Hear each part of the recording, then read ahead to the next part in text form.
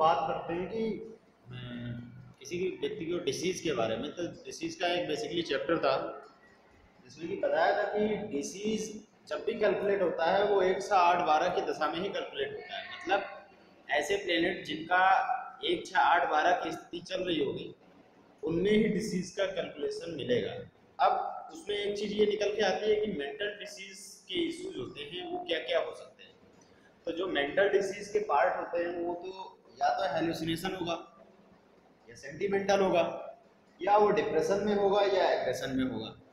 Hallucination क्या होता है, जैसे हम लोगों ने कभी ये चीज़ समझा होगा कि किसी को भूत दिखता है। जनरली ये होता क्या है, ये चीज़ समझो, जो हमें दिखे आपको ना दिखे कोई भूत है। मुझे तो कभी दिखता नहीं है, लेकिन ये उन लोगों के साथ ज़्यादा होता है जिनका कॉम्बिनेशन राहु और मून और सैटर्न और मून का होता है।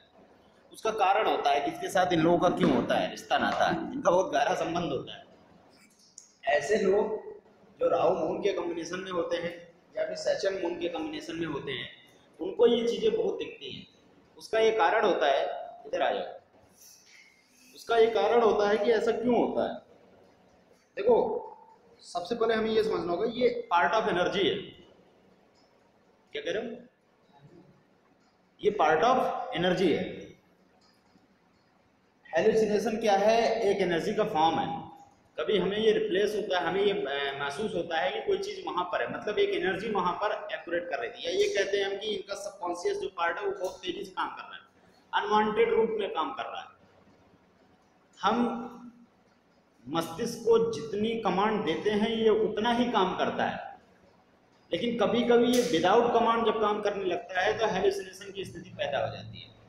अब राहु क्या है? राहु एक हवा है, वायु है, ऐसी एनर्जी जो दिखती नहीं है।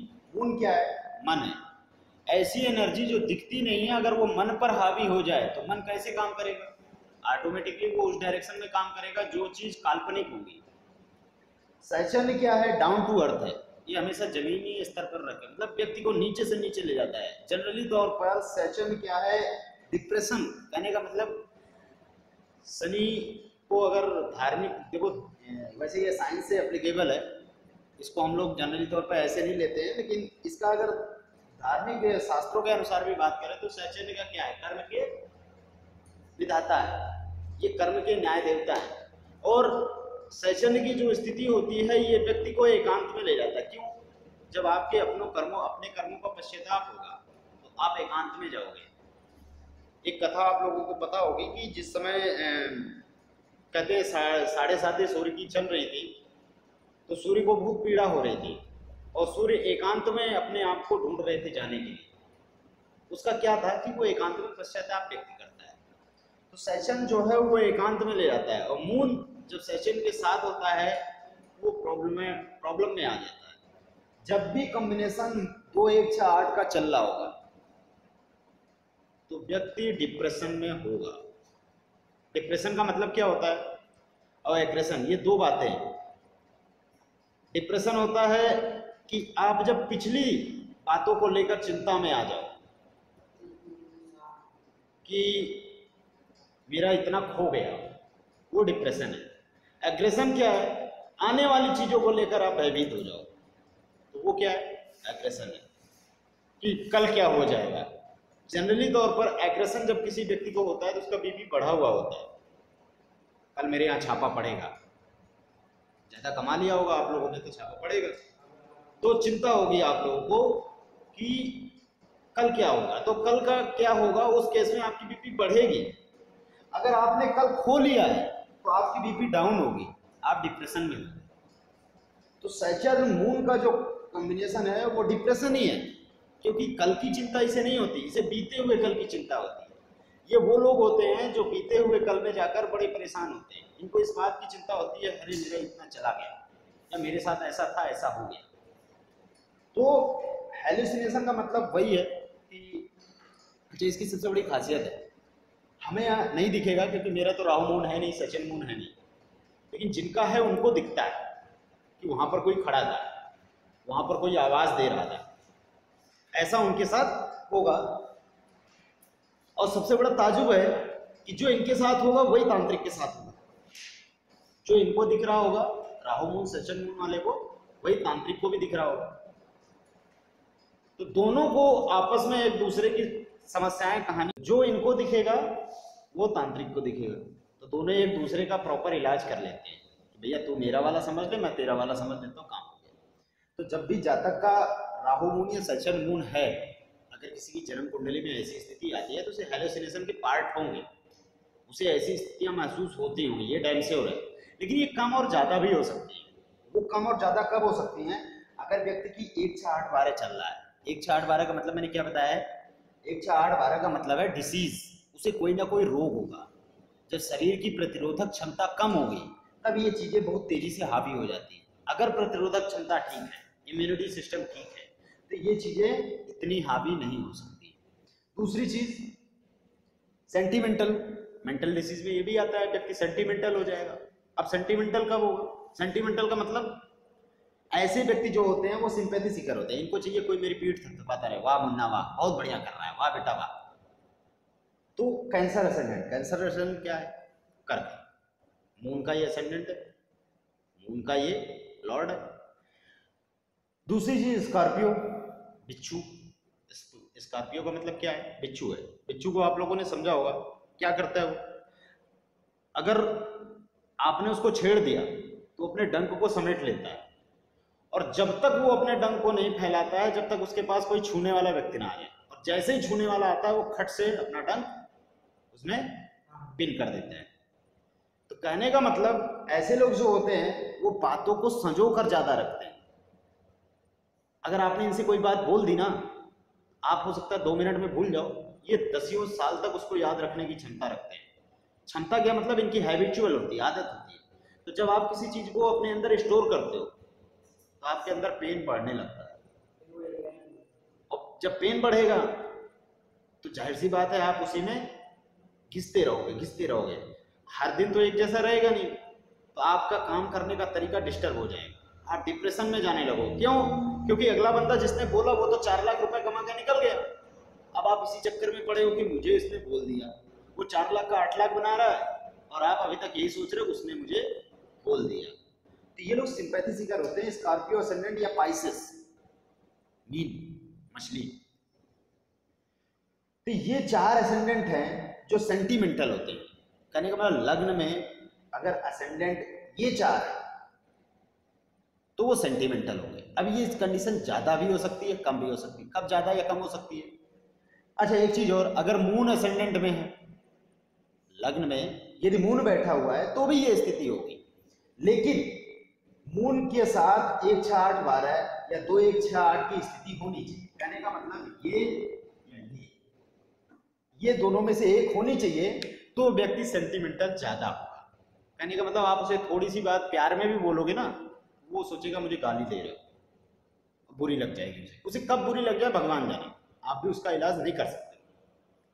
तो ये सेंटिमेंटल, ऐसे जातक सेंटिमेंटल होते हैं। अब बात आती है एग्रेशन क्या होता है। एग्रेशन मैंने बताया कि ये भविष्य की बातों को लेकर चिंतित होते हैं। एग्रेशन जब भी होगा बीपी बढ़ी हुई होगी, डिप्रेशन जब भी होगा बीपी लो होगी, ब्लड प्रेशर लो होगा।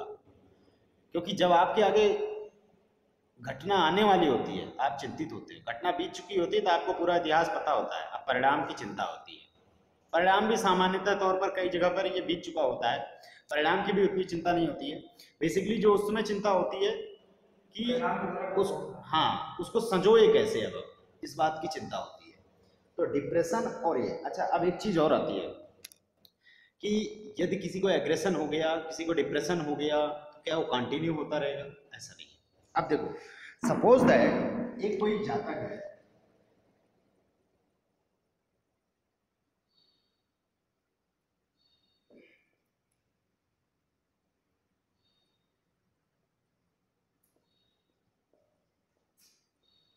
ये किसी की हॉरोस्कोप है, समझ, हम लोग समझते हैं। मून असेंडेंट में है, हमने यहाँ मून को रिप्रेजेंट कर दिया। मून यहाँ पर क्या दिखा रहा है?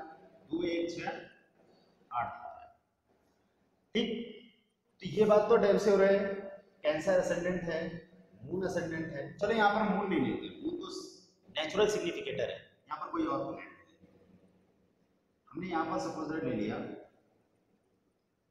मरकरी ले लिया।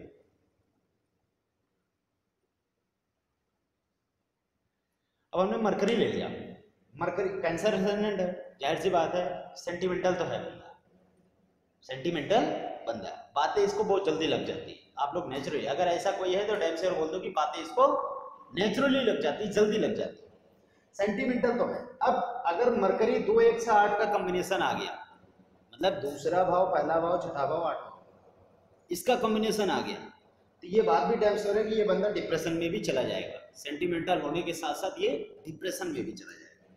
अब बात आती है कि क्या ये होल लाइफ डिप्रेशन में रहेगा? नहीं, सेंटिमेंटल तो रहेगा, डिप्रेशन होल लाइफ नहीं रहेगा। डिप्रेशन कब ज्यादा रहेगा? जब मरकरी का डीवीए चल रहा होगा, दशा चल रही होगी,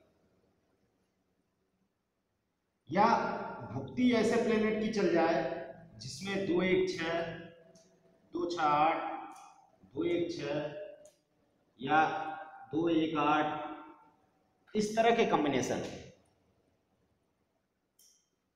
वहां पर ये जातक डिप्रेशन में रहेगा। अगर 7 8 12 इसी के साथ चल जा रहा है तो एग्रेशन में आएगा, डिप्रेशन में नहीं आएगा। अब बात आती है कि कब जातक ठीक हो जाएगा? जब भी जातक की दशा क्या चलने लगे, 5 9 11, बेस्ट कॉम्बिनेशन ऑफ हैप्पीनेस, खुश होगा इसमें जातक, सारी चीजों में वो मस्त रहेगा। दूसरा भी आ गया लो और खुश।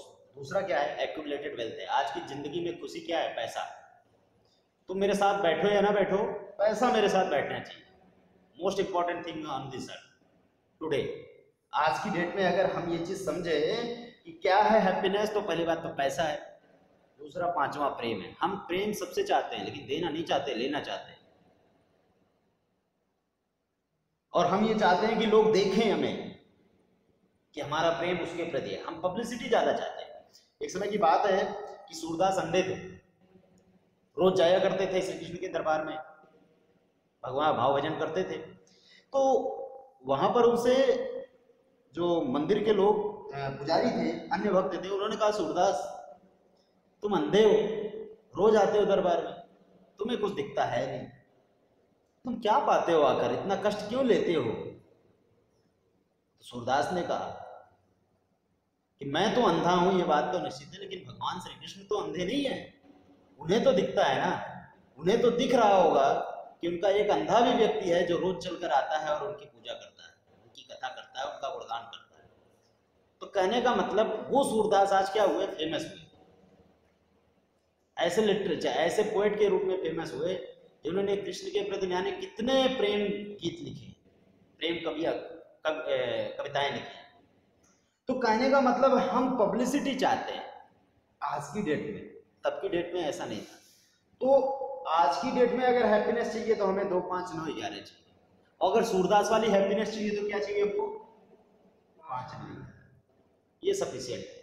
पांचवा क्या है? लव है, आपका अफेक्शन है किसी के प्रति। 9वां क्या है? स्पिरिचुअल है, डेप्थ ऑफ नॉलेज है, ये स्पिरिचुअलिटी देता है। 11 क्या है? गेन है, तो ईश्वर के प्रति ये ऐसा लव होता है जिसमें आपको लॉस ऑफ अफेक्शन नहीं है। ईश्वर के प्रति प्रेम, मां के प्रति प्रेम, ये सब क्या है? 5 9 11 है। तो जब भी जातक की ऐसी स्थितियों में 5 9 11 की दशाएं आएंगी, जातक अपनी समस्या से उबर जाएगा। और जब भी जातक की स्थितियां 1 6 8 12, 1 8 12, 7 8 12 आएगी, वो डिप्रेशन में फंसता ही जाएगा और उसकी डेथ भी हो सकती है इस डिप्रेशन में। डेथ उसकी कब हो सकती है इस डिप्रेशन में? जब वो एक कैलकुलेशन है, मैं बताऊंगा, बाधक और मारक और 6 8 12, इनके कैलकुलेशन में एक रिलेशन बनता है, उससे अप्रॉक्सीमेट आप डेथ कैलकुलेशन दे सकते हैं, पर जनरली नहीं देना चाहिए, इलीगल है। क्योंकि व्यक्ति को पता ना हो कि वो कल मरेगा तो वो खुशी से जिएगा, पता चल जाए कल मरेगा तो दुखी से। आज भारत में कोरोना की सबसे बड़ी समस्या क्या है? किसी को कोरोना होकर निकल गया, पता नहीं चला, लेकिन जिनको पता चल गया कोरोना है वो पीड़ा और से मरने लगे। शायद उनकी इम्यूनिटी अच्छी थी और डाउन हो गई, खा तो अच्छा रहे लेकिन जी अच्छा नहीं रहे। क्यों? क्योंकि उनको चिंता आ गई, डिप्रेशन आ गया, एग्रेशन सताने लगा। तो ऐसी स्थितियों में जातक को बचना चाहिए। इसका टॉपिक मैं किसी और दिन क्लियर कर दूंगा। तो डिप्रेशन, सेंटिमेंटल के जितने मेंटल डिसीज जितने हैं वो इस तरीके से कैलकुलेट होते हैं। इस चीज को आपको समझना चाहिए। सेंट्रल सेंटिमेंट और मेंटल डिसीज में हेलुसिनेशन पार्ट है। अब राहु मून और सचन मून का क्या उपाय है? ऐसे जातक को मेडिटेशन करना चाहिए, सबकॉन्शियस पार्ट को मेन तौर पर मजबूत करना चाहिए। ऐसे जातक दूसरे की बातों में बहुत जल्दी आ जाते हैं, इनको बहलाना आसान होता है। राहु मून और सचन मून का कॉम्बिनेशन है, इनको अपनी बातों में बहकाना आसान होता है। कारण क्योंकि इनका माइंड जो है वो राहु मून है तो हवा में उड़ रहा होगा, सेशन मून है तो जमीन में बिल्कुल मरे मरे। अरे इनको कुछ भी बता लो, कुछ भी दे लो, इनको बस यही रहेगा, अरे यार कुछ तो होना ही नहीं है, हम तो बेकार है। और राहु मून वाले को उसको कुछ भी दिखा दो, वो कहेगा बस अगले प्रधानमंत्री हम ही हैं, ख्वाहिश उसकी ऐसी रहेगी। ये दोनों लोग परेशान रहते हैं और ऐसे लोगों को अपनी बातों में उलझाना आसान होता है। जितने ज़्यादा लोग ठगे जाते हैं, सेक्सुअल हरासमेंट जितना होता है, अगर फीमेल्स कैंडिडेट का ये है तो आप उनका समझो सेक्सुअल हरासमेंट सबसे ज़्यादा किया जा सकता है, करते हैं लोग। ऐसे जातक को हमेशा मेडिटेशन करना चाहिए और एक चीज़ अवॉइड करना चाहिए। अगर पता चल जाए कि आपको सेंटिमेंटल की स्थिति है, हेलुसिनेशन की स्थिति है, ये कॉम्बिनेशन है, तो आपको बच के रहना चाहिए कुछ चीज़ों से, जहाँ चीज़ों पे आपको लॉस दिखाई देता हो। तो ये चीज़ें आपको अच्छे से कैलकुलेट करनी है। उसके बाद हम लोग आगे बात करते हैं कि इसका परसेंटेज कैसे कैलकुलेट करें, कितना इफेक्ट करता है, किस किस तरीके से ये इफेक्ट करता है, उसके बारे में बात करते हैं। तो आ जाते हैं नेक्स्ट टॉपिक पर।